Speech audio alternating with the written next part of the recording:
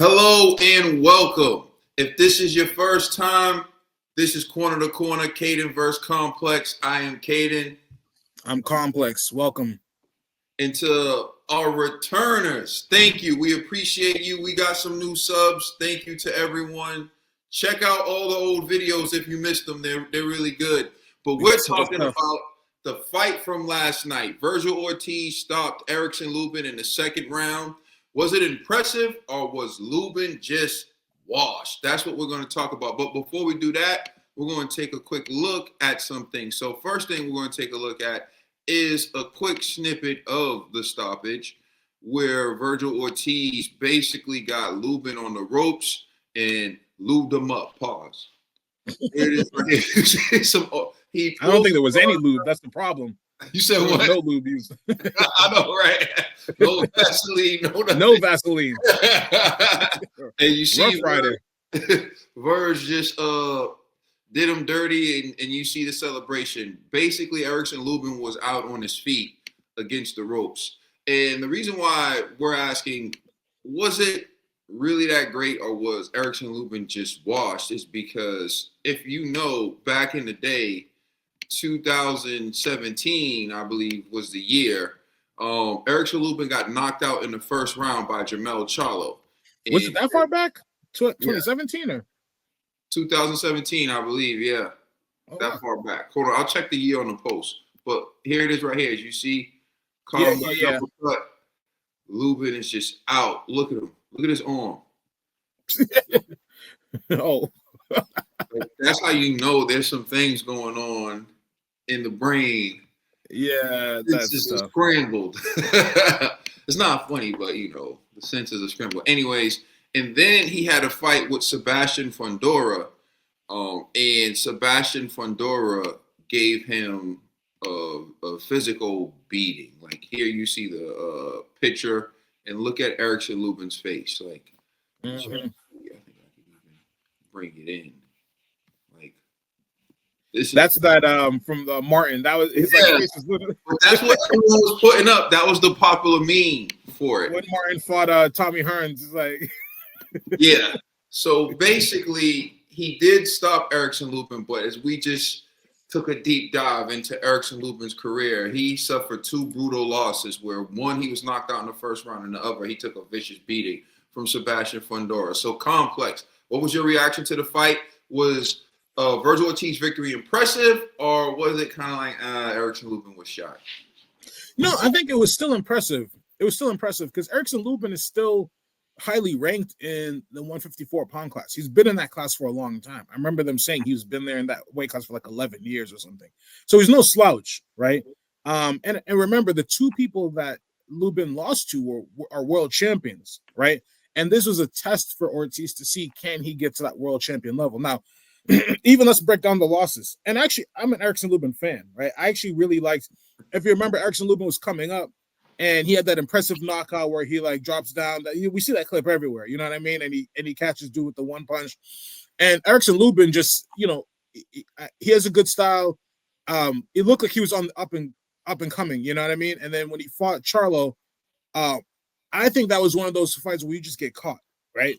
You start off the first round, if you're a little cold still, he got caught, and Charlo caught him with a good shot. I don't think it was necessarily that like he was just overwashed. It was a good one punch knockout, right? Talking greasy before that fight, I remember he was talking. He was. Oh man, I was like, damn. And I'm surprised, honestly, for him to come back. It takes a lot to get knocked out like that, and that was a big fight. And you're right, it was in 2017, which is crazy. I can't believe how time flies. But yeah, he got. I remember watching that live. I was like, God dang, he got like mollywop. But then the Fundora fight was a dog fight. They were going toe to toe. Like that was not an easy fight or easy. He put Fundora down too. He did. He dropped Fundora, and you thought Lubin was going to win because it was kind of like the story was like, okay, Lubin got lost in his first world title opportunity to Charlo, and he's kind of working his way back up, and this is his opportunity to become a world champion again, right? And like Fundora, I didn't think that it was necessarily like Fundora was favored to win or anything. I thought it was a pretty even fight, and the fight was even, and they were busting each other up. And I think Fundora just outlasted Lubin. So there's no shame there. You know what I mean? Like that was a tough loss, but still, I still hold Lubin in high regard. So even going into this fight, I was like, Lubin's no slouch, right? I was impressed with Boots taking this. I mean, not Boots. I'm thinking of the future fight of Vergil taking the fight, and like I knew he was gonna win, but still, like I was like, this is a good fight because Lubin is not a slouch.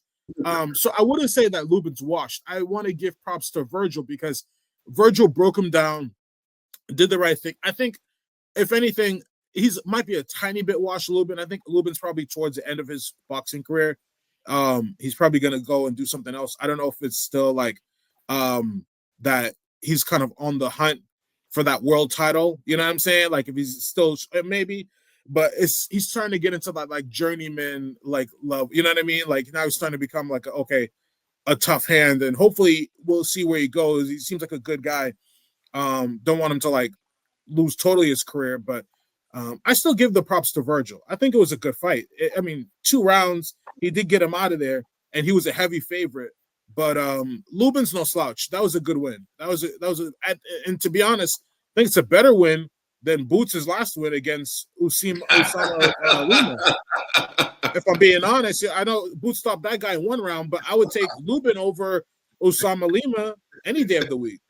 You know, so that's just how I feel. I want to be honest, and this is my thing with doing this because you can't be honest anymore without ruffling the feathers of fanboys because they take things personally. It's almost like you slapped their mama or something. But I do think Lubin was washed.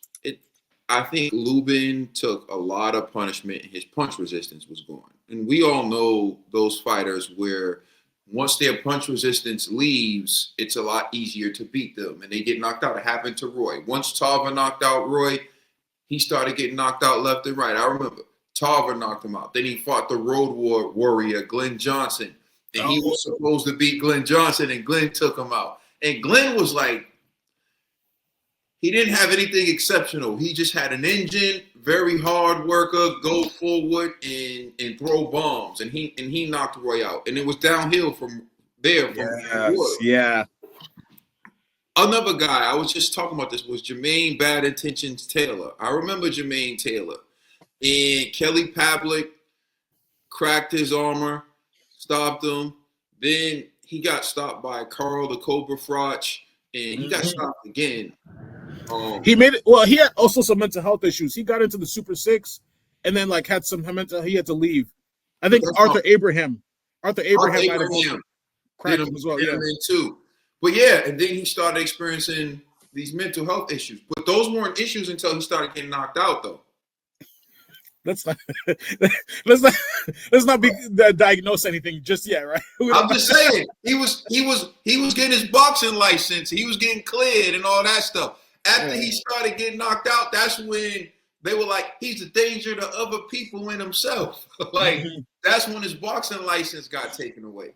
So my thing is, when you get knocked out and you start getting knocked out a lot, I don't think those in the know doubted that Vergil Ortiz was going to knock him out.